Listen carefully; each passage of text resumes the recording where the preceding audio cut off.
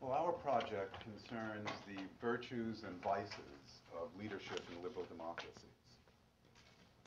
Evaluations of the character of politicians have become increasingly important in campaigns, elections, and governing.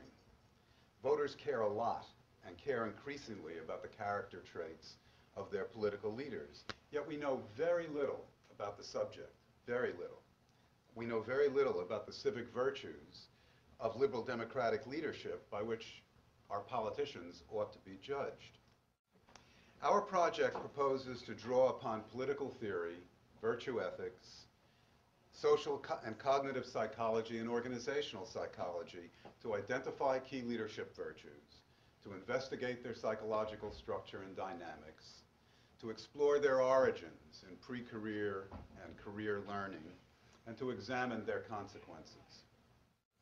So in sum, the civic virtues of democratic leadership in liberal democracies are character traits, motivations and skills that help to promote and preserve liberal democratic regimes. Character traits being a way of looking at virtues that's consistent with virtue ethics. Well, we present in our new Science of Virtues research proposal a general preliminary inventory of civic leadership virtues inspired by Aristotle and by James Madison and by John Stuart Mill. We expect to revise the inventory as we pursue our research, but we'll begin our analyses with those virtues from the inventory for which we have the best qualitative and quantitative data. These are ambition, integrity, respecting rules of the game, practical wisdom, pursuing the general interest, excellence in deliberation, open-mindedness, and then attentiveness to public opinion and group representation, and empathy and sympathy for the public.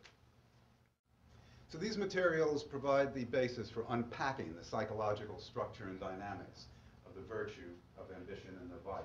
And we'll want to know whether the virtue and the vice are intertwined, just to give you some examples of the kinds of things we think we'll investigate.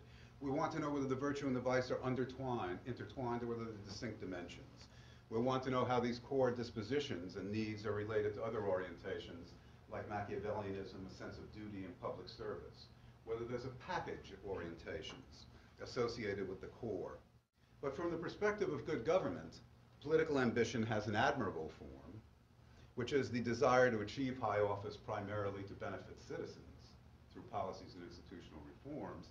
And of course, it has an undesirable form, which is seeking high office primarily to benefit oneself.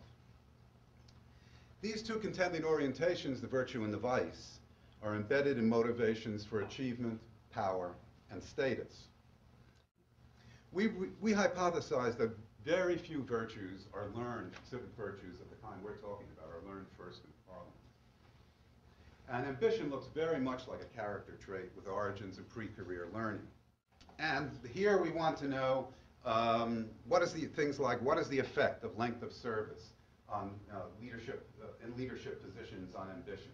Does it undermine the virtue? Does it strengthen the vice? Does ambition fade with time at the top? With regard to consequences, we're interested in questions such as, are the most ambitious ministers those whose work is ultimately recognized as most successful? To what extent does ambition undermine respect for Parliament? And what is its role in accountability? Does it undermine respect for accountability and representation? What's the relationship between ambition and support for constitutional rules of the game and for paying attention to public opinion?